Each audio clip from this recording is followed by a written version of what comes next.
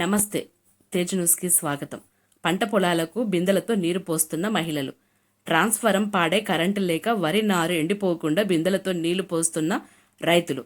జగిత్యాల జిల్లా గొల్లపల్లి మండలం రంగదామునిపల్లిలోని గ్రామ పంచాయతీ ఆఫీసు ముందు ట్రాన్స్ఫారం పాడే కరెంటు లేక ఎండిపోతున్న పంటలు. వరి నారు ఎండిపోకుండా బిందెలతో నీరు పోస్తున్న రైతులు. 10 రోజులైన ట్రాన్స్ఫారంకు మరమ్మతు చేయకపోవడంతో ఆగ్రహం వ్యక్తం చేస్తున్న రైతులు.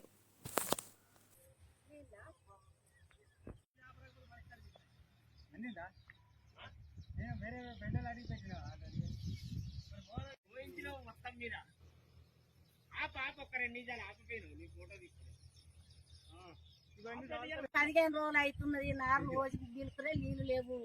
గిన్నెలతో మోసుకుంటున్నాము. నీళ్లు ఉన్నాయి కానీ కరెంటు దిక్కు లేదు. కరెంటు గురించి మాకు ఏ దత్తుడు ఏ నాయకుడు ఎవరు కూడా మాకు సాయం చేస్తలేరు. మా పరిస్థితి ఏంది?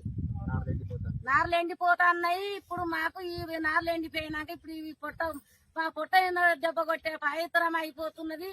మాకు ఏ లోకం ఏ నరుడు కూడా మాకు ఏ నాయకుడు కూడా మాకు సాయం చేస్తలేరు.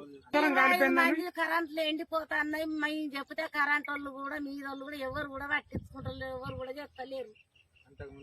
అంత ముందుకు జల్దిన మనకు అది ఏదైనా కానీ కరెంట్ మాకు వేసేటోళ్ళు ఇప్పుడు ఎవరు కూడా మాకు పట్టింపు మాకు చేస్తలేరు.